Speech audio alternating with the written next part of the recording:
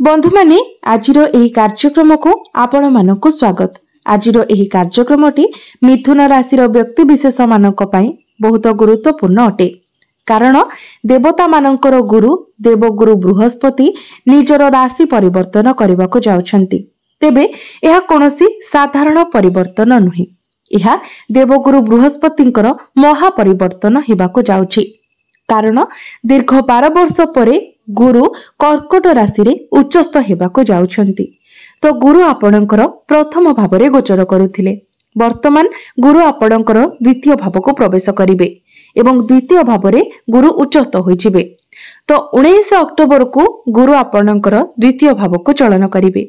19 October रु 3 December पर्यंत जो 46 दिन अवधि रहिला, एही 46 दिन मध्य आपणक जीवन रे अनेक किछि बड़ परिवर्तन हेबाको जाउछि।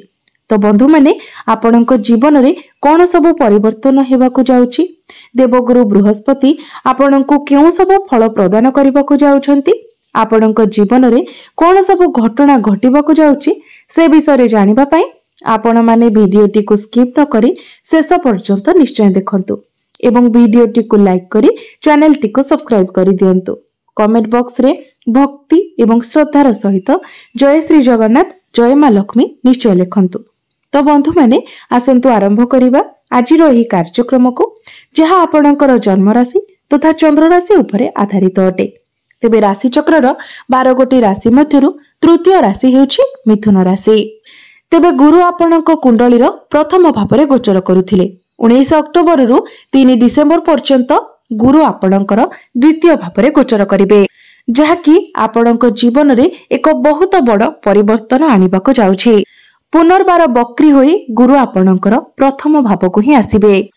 तो एबे आसंतु जानि नेबा जे बृहस्पतिंकर एही महापरिवर्तन एही 46 दिन मध्यरे आपणक जीवन रे केउ सब घटना गुडिक घटिबो। तो बंधु माने गुरु जेतेबेले आपणकर द्वितीय भाव में गोचर करिवे, तो गुरुंकर पंचम दृष्टि आपणकर षष्ठ भाव उपरे रहिबो, गुरुंकर सप्तम दृष्टि आपणकर अष्टम भाव उपरे रहिबो एवं गुरुंकर नवम दृष्टि आपणकर दशम भाव उपरे रहिबो। तो बंधु माने द्वितीय भावटी होइथाय धनर भाव, कुटुंबर भाव एवं वाणीर भाव। तो बंधु माने गुरु हेउछंती आपणकर सप्तम एवं दशम भावर अधिपति। तो सप्तम एवं दशम भावर अधिपति होई गुरु आपणकर द्वितीय भाव में गोचर करुछंती।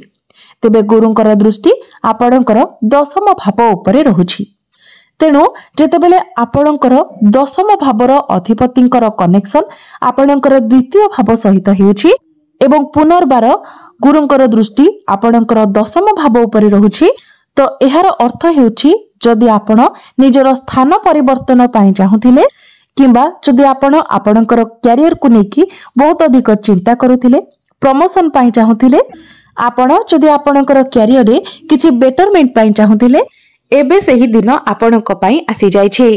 कारण दशम भावर अधिपति गुरु द्वितीय भाव में उच्चस्थ अवस्था रे अछंती एवं सबुठारु बड़ कथा हेउछि गुरुंकर दृष्टि दशम भाव उपरे ही रहुछि।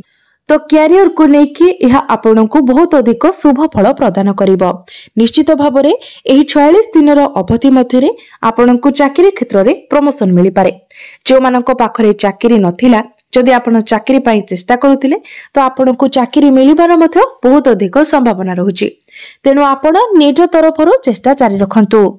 एहा व्यतीत जदि आपणकर कैरियर को नेकी कोनोसी भी एक्सपेक्टेशन थिला, तो ताहा मध्य खूब शीघ्र पूर्ण हेबाको जाउछि। आउ गोटे कथा हेउछि गुरु आपणकर सप्तम भावर अधिपति होई आपणकर द्वितीय भाव में गोचर करुछंती। तेणु जो मानकर विवाह बयस होई जाइथिले मध्य विवाह होई पारु नथिला, सेमानकर विवाह जोग खोलिजिबो। तो खूब शीघ्र आपणकर विवाह मध्य हेबाको जाउछि एवं जदि आपण विवाहित अटंती, तो आपणकर वैवाहिक जीवन बहुत सुखमय हेबाको जाउछि। आपणक मध्यरे कनेक्शन स्ट्रांग हेबो, आपणक मध्यरे भल पाइबा बढ़िबो। जदि पूर्वरु आपणक मध्यरे कोनोसी प्रकारर मिसअंडरस्टैंडिंग थिला, मिसकम्युनिकेशन हेउथिला, तो से सब समाधान होइछिबो। पूर्वरु जदि कोनोसी प्रकारर वैचारिक मतभेद थिला, तो से सब मध्य दूर होइछिबो। आपण परस्पर को बुझिबाको चेष्टा करिवे, आपणक मध्यरे अंडरस्टैंडिंग बहुत भल रहिबो। तो गुरुंकर दृष्टि आपणकर षष्ठ एवं अष्टम भाव उपरे रहुछि। तेबे षष्ठ भावटी होइथाय रोग ऋण एवं शत्रुर भाव। तेणु एही समय मध्यरे आपणकर शत्रु संख्या बढ़ी पारे। एही कथार आपणको ध्यान रखिबार अछि। द्वितीय कथा हेउछि आपण निजर खाद्यपेय उपरे आपणको ध्यान रखिबार अछि। चीनी मसला जातीय खाद्य अधिक ऑयली फूड ए सब ठारू दूरे रहिबार अछि। बाहर खाद्य को आपण जेते पारिबे अवॉइड करंतु। जंक फूड फास्ट फूड ए सब ठारू दूरे रहंतु एवं आपण जेते पारिबे घरर हेल्दी फूड कंज्यूम करबा को चेष्टा करंतु। किंतु जेहेतु दुईटी त्रिक भाव उपरे अर्थात षष्ठ एवं अष्टम भाव उपरे गुरुंकर दृष्टि रहुछि। तेणु निहाती भाबरे आपणको आपणकर शत्रु मानक ठारू सतर्क रहिबार अछि। ए 40 दिन भितरे आपणकर टिके स्टोमक लिवर रिलेटेड किछि प्रॉब्लम देखा। तेणु आपण जेते पारिबे आपणकर खाद्यपेय उपरे ध्यान रखंतु। किंतु आउ गोटे भल कथा हेउछि जदि आपण कोनोसी कंपटीशन रे पार्टिसिपेट करबा पई चाहुचंती तो आपण निश्चित भाबरे करंतु। कारण षष्ठ भावरे गुरुंकर दृष्टि रहिबा द्वारा आपण जदि कोनोसी कंपटीशन रे पार्टिसिपेट करंती तो निश्चित भाबरे आपणको सेथिरे सफलता मिलिबो। आपण जेते पारुछंती योग व्यायाम प्राणायाम इत्यादि करंतु। जदि पारुछंती कोनोसी जिम रे मध्य आपण एडमिशन नै पारंती किंबा कोनोसी स्पोर्ट्स कोनोसी कंपटीशन रे मध्य आपण पार्टिसिपेट करंतु।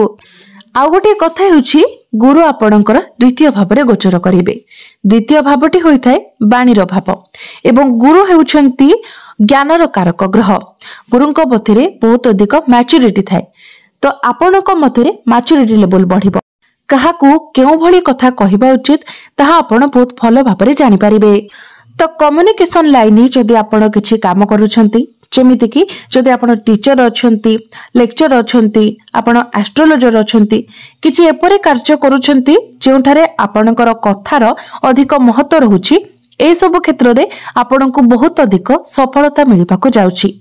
कारण आपणकर बाणी रे ज्ञान आसीबो। जो व्यक्ति माने आपणक कथा को सुनुछंती से माने आपणक आडको अधिक अट्रैक्ट हेबे। समाज रे आपणकर मान सम्मान बढ़िबो। तो एई सब क्षेत्र रे आपणकर बहुत अधिक ग्रोथ हेबाको जाउछि। बृहस्पतिंकर दृष्टि आपणकर अष्टम भाव उपरे मध्य रहुछि। तेणु आपणक मध्यरे गभीर ज्ञान बढ़िबो। जदि आपण रिसर्च लाइन जीवाकू चाहुचंती एस्ट्रोलॉजी करबाकू चाहुचंती किछि गभीर ज्ञान अध्ययन करबाकू चाहुचंती तो समय आपणक पई बहुत भलो रहिबो। आपणक पई समय सपोर्टिव रहिबो। एही समय रे आपणकर बैंक बैलेंस बढ़िबो। आपणकर इनकम बढ़िबो। आपणकर संचित अर्थ रे वृद्धि हेबो।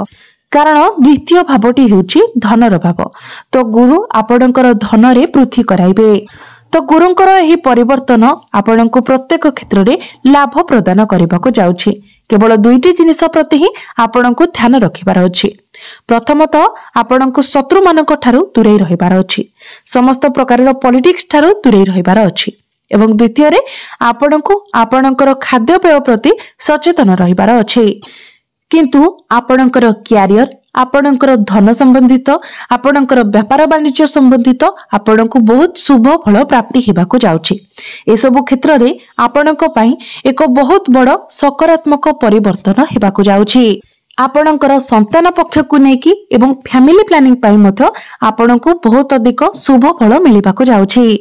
तो एबे आसंतु जानिबा किछि उपाय विषय जो उपाय गुड़िक करबा द्वारा आपणको अधिक मात्रा रे शुभ फल प्राप्ति हेबो एवं जहाँ सब अशुभत्व रहुछि से गुड़िक दूर होइछिबो।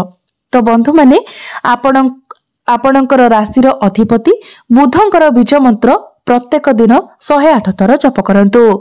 प्रत्येक दिन आपण गायत्री मंत्र 108 थर जप करंतु। प्रत्येक दिन आपण हनुमान चालीसार पाठ करंतु एवं प्रत्येक दिन आपण उदित सूर्य को तंबा पात्र रे जलार्घ्य अर्पण करंतु। निश्चित भाबरे आपणको अधिक मात्रा रे शुभ फल प्राप्ति हेबो। तो बंधु माने आपणकर जीवन मंगलमय हेउ एहा ही ईश्वरक निकट रे मोर प्रार्थना। धन्यवाद।